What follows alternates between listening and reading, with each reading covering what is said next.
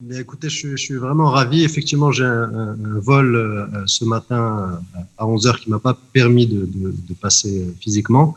Mais je tenais à être avec vous d'abord parce que je voudrais remercier la Fondation pour la sauvegarde du patrimoine de Rabat et en particulier Son Altesse Royale, la princesse Al Hasna, pour le rythme qui a été mis en œuvre dans l'animation du débat sur le patrimoine.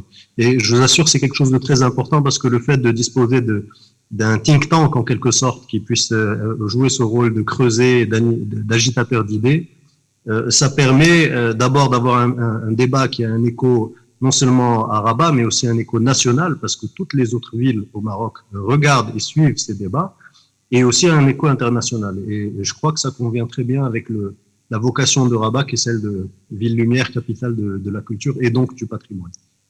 Je voudrais également remercier nos partenaires de l'UNESCO, parce que nos interactions avec eux sont de plus en plus fertiles. Nous apprenons ensemble et puis nous posons des nouveaux standards d'exemplarité dans les façons de faire. Et ça, j'en parle, que ce soit au niveau des études d'impact avant les travaux ou que ce soit au niveau des collaborations au niveau à Paris. Donc vraiment, je voudrais les remercier de cette initiative. Il y a la fondation, ce qu'on célèbre aujourd'hui, c'est le 10e anniversaire de cette notion relativement nouvelle du paysage urbain historique.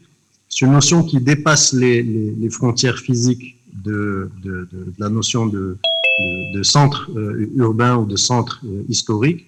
Et donc ça inclut la dimension environnementale et durable et également la dimension immatérielle. Donc c'est très important de comprendre qu'on rentre dans une nouvelle conception qui est faite des interactions entre les différents points qui avant étaient séparés.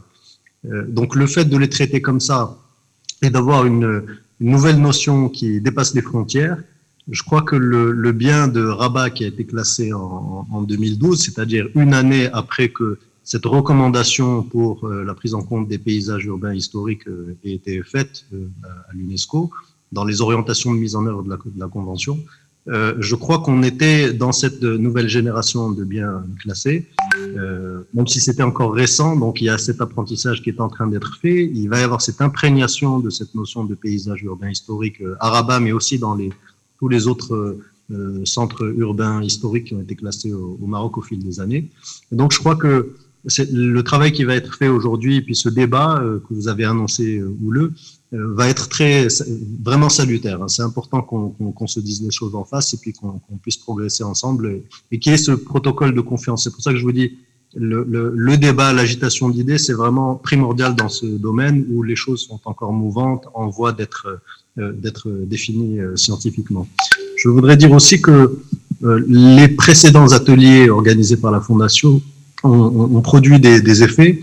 J'en veux pour preuve l'atelier sur la dimension législative de la protection et de la valorisation du patrimoine, puisque le ministère a remis un nouveau projet de loi sur le patrimoine qui vient mettre à jour la loi 2280 qui datait de plusieurs décennies.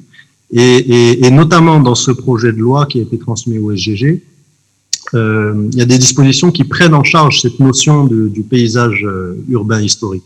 Donc, je voulais souligner cet état de fait et dire que tous ces nouveaux défis qui se posent, non seulement aux architectes, aux conservateurs du patrimoine, à tous les scientifiques et les académiques qui travaillent sur ces sujets-là et sur l'urbanisme en particulier, ces approches urbaines vont poser des nouveaux défis. Il faut qu'on trouve le moyen d'y répondre ensemble et il faut qu'il y ait aussi une véritable relecture des attributs du patrimoine et c'est ce débat mouvant qui a lieu dans le monde entier et notamment au Maroc puisque nous sommes à l'avant-garde qui est important à tenir. Alors le débat promet d'être passionnant puisqu'il s'agit de mettre l'innovation au cœur des stratégies de mise en valeur du patrimoine. Donc je vous dis vraiment je vous remercie pour votre attention et puis je vous souhaite un excellent atelier.